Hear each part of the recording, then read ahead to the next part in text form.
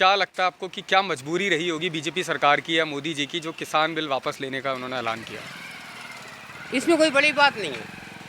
क्या समझे कि जो किसान थे वो तो आए नहीं, जो छोटे छोटे किसान हैं, बड़े किसान थे, ठीक है, जो फायदा हुआ उनको दिया।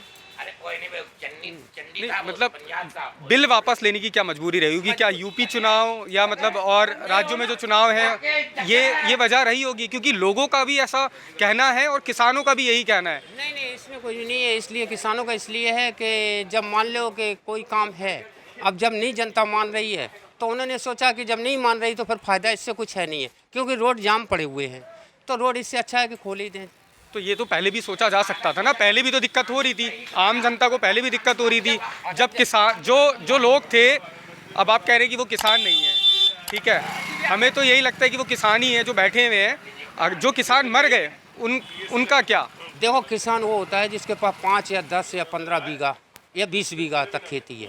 100 बीघा, 200 बीघा, 1000 बीघा वाला किसान ही वो व्यापारी है, इनका व्यापार है, समझ गए? ये किसान नहीं, 1500 100 बीघा के ऊपर जो है खेती, वो किसान नहीं, वो इनका व्यापार है। तो मतलब अभी भी आप कह रहे हैं किसान नहीं थे, मगर हालांकि किसान आज दिन तक गांव में जिसके पास 5 बीघा, 10 बीघा, 20 बीघा खेती है, वो अपनी खेती करिए कि यहाँ पे 1 साल से बैठे आए बच्चों को। तो अगर ऐसी बात है तो बीजेपी को कहीं ना कहीं, मोदी जी को तो अभी भी अटल रहना चाहिए था फिर अपने डिसीजन पे अटल रहना या ना रहना ये तो एक दूसरी बात है। उन्होंने कुछ दूसरे तरीके से सोचा होगा, सोचना तो जरूरी है। अगर देखा जाए तो यही लग रहा है कि चुनाव को देखते हुए ही ये डिसीजन लिया चुनाव से ये कुछ, क्योंकि देखिए बंगाल में सुपड़ा साफ हो चुका है बीजेपी का, ठीक है। अगर धीरे धीरे अगर मैं अलग दूसरे राज्यों की बात करूं तो सेंट्रल में 2024 भी है, तो आपने भूले बंगाल में सुपड़ा साफ हुआ, बंगाल में और 70-75 सीटें आई हैं, इनकी कहाँ 2-4 सीटें थी, उसके तो बढ़तरी भाई है।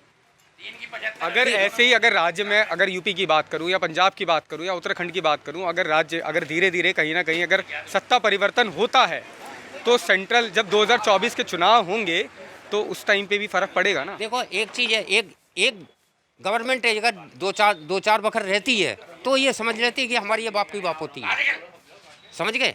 अगर सत्ता परिवर्तन होता रहता तो इसमें एक दूसरे को डर तो रहता है कि भाई हम गलत करेंगे तो आगे चल के फिर हम सत्ता में नहीं आएंगे। और अगर एक दफ़े रहे वो दोबारा फिर आए तो बोले कि अब तो हमारी है भाई सरकार, चाहे उल्टे चले चाहे सीधे चले। तो क्या लगता है, मतलब अभी भी कोई फर्क पड़ेगा चुनाव में? कोई फर्क पड़ेगा उत्तर प्रदेश के चुनाव में? फर्क देखो, फर्क तो जिसको जहाँ वोट देना है उसका वोट तो वहीं जाता है, उसमें कोई हिला नहीं सकता है। हाँ। अब जो वोट वैसा है लगता है लोगों को, वो उसका है, तो असर दिखेगा 5%, 10% या फिर क्या? तो असर तो दिखेगा, और ये तो दिखता ही हर बार, हर साल दिखता है, हर चुनाव में दिखता है एक दूसरे को। अखिलेश कह रहे हैं कि 400 सीट आएंगी हमारी। 400 तो टोटल 400 सीटें ही हैं, तो फिर उन्हीं की आ जाएगी, तो फिर चुनाव बंद कर दो, चुनाव को उन्हीं को दे दो, किस्सा खत्म हो। बार बार वो यही बोलते हैं कि हमारे ही जितने हमारे एक्सप्रेस वे है, जितनी रोड है, जितनी सारी चीज़ें हुई वो हमारी ही देन है, बस उसी का ही। ये गलत, अटल जी का फार्मूला था, मोदी जी ने करवाया या योगी जी ने करवाया, इनका किसी का नहीं था, ये मेन था अटल जी की, ये अटल जी का,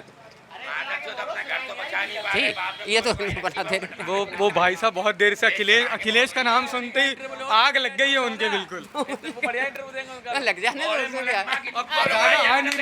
गाली बहुत दे रहे हैं, क्या करें, वो बिना गाली के बात करे तो हम करें भी। आ जाओ।